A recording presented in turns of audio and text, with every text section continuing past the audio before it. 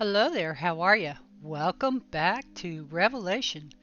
Little fun fact for you. Did you know that there are 25 Bible verses about believing lies? Romans 16, 17, and 18. Now I beseech you, brethren, mark them which cause divisions and offenses contrary to the doctrine which ye have learned, and avoid them. For they that are such serve not our Lord Jesus Christ, but their own belly, and by good words and fair speeches deceive the hearts of the simple. It's pretty amazing. You had corruption back in the Roman days when Paul wrote those letters to the Romans, just like you have corruption today. History truly is repeating itself. For a small amount of perspective, imagine you were born in 1900. When you were 14, World War I starts. And on your 18th birthday, the war ended, with 22 million people killed. Later in the year, a Spanish flu epidemic hits the planet and runs until you are 20. In those 2 years, 50 million people died.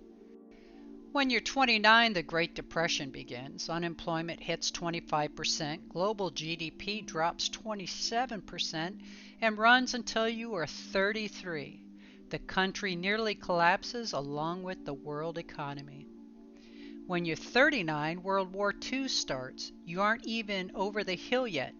When you're 41, the United States is fully pulled into World War II. Between your 39th and 45th birthday, 75 million people perish in the war. And the Holocaust kills 6 million more.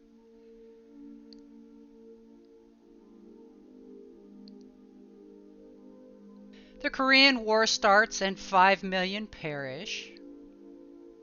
And at 64, the Vietnam War begins. And it doesn't end for many years.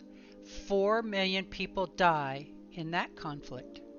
Approaching your 62nd birthday, you have the Cuban Missile Crisis, a tipping point in the Cold War. Life on our planet, as we know it, could well have ended. Great leaders prevented that from happening. As you turn 75, the Vietnam War finally ends. Think of everyone on the planet born in 1900. How do you survive all of that? A kid in 1985 didn't think their 85-year-old grandparent understood how hard school was.